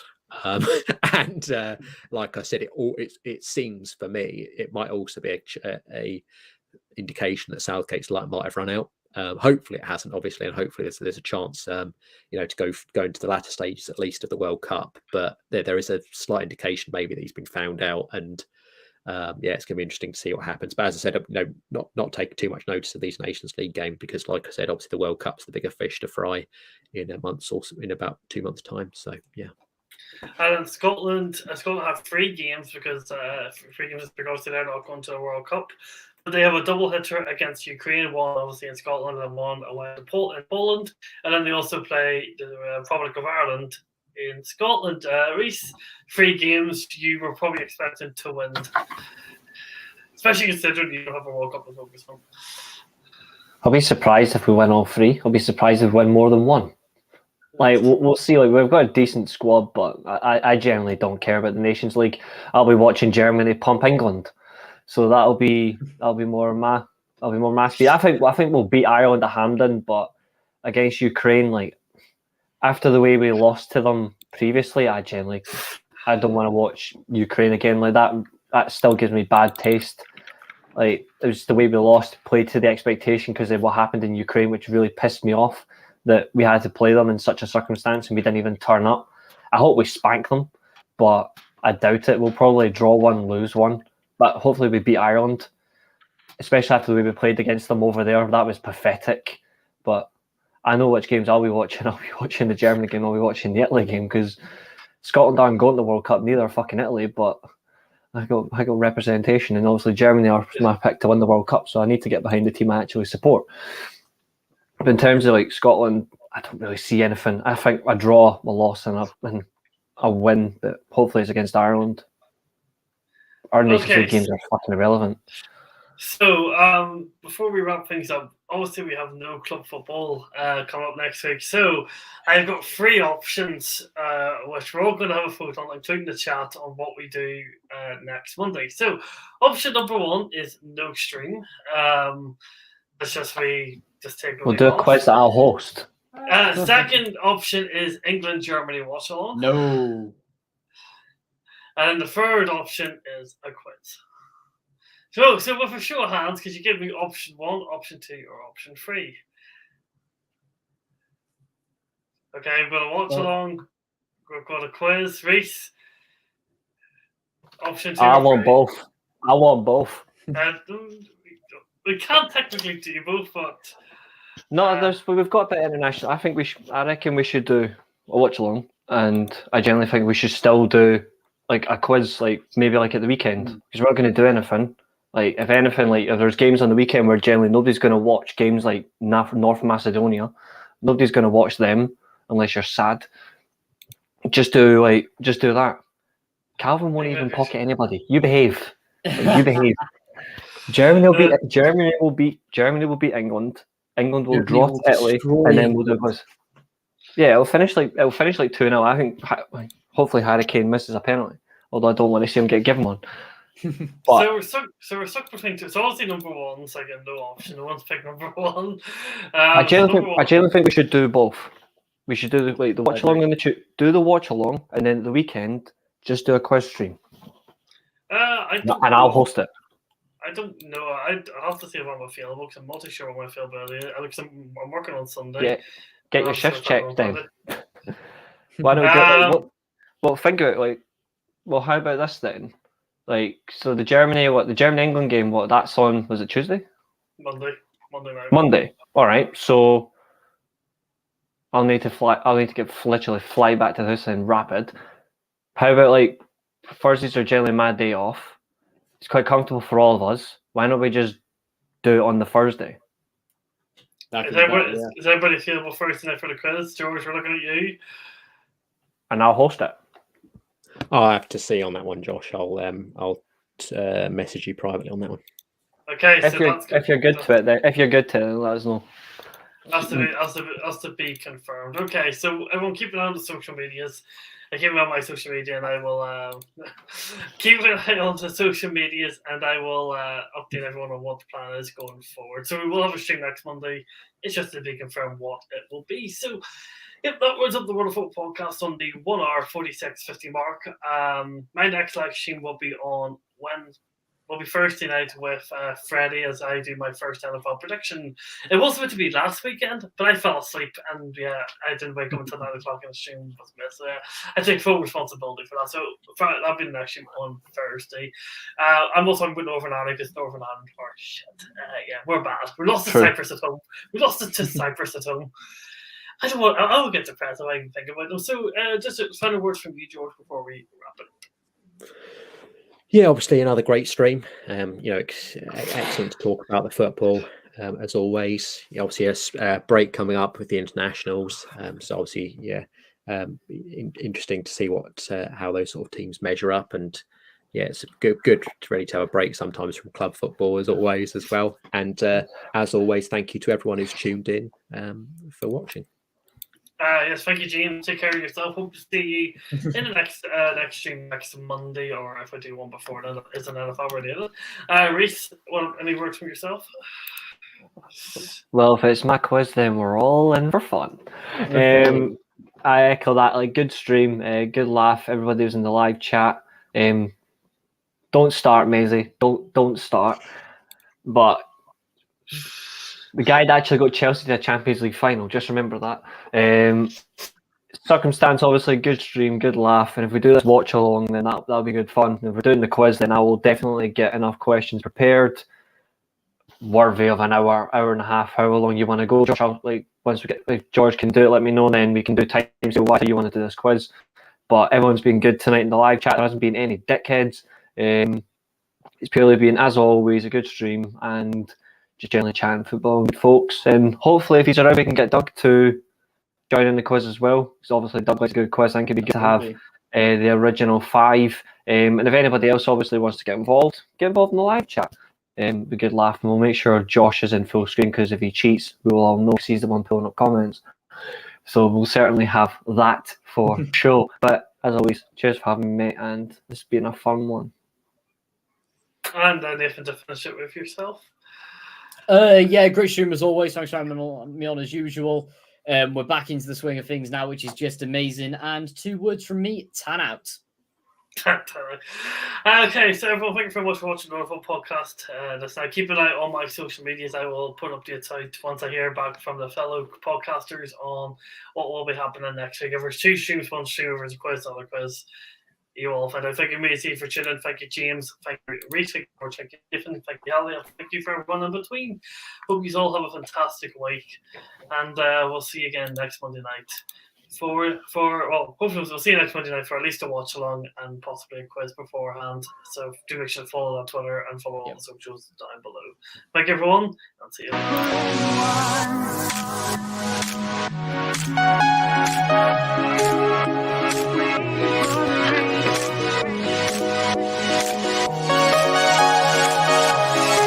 I'm not holding back for anyone. I've been holding up forever, waiting for the rain to come. Who am I to just surrender?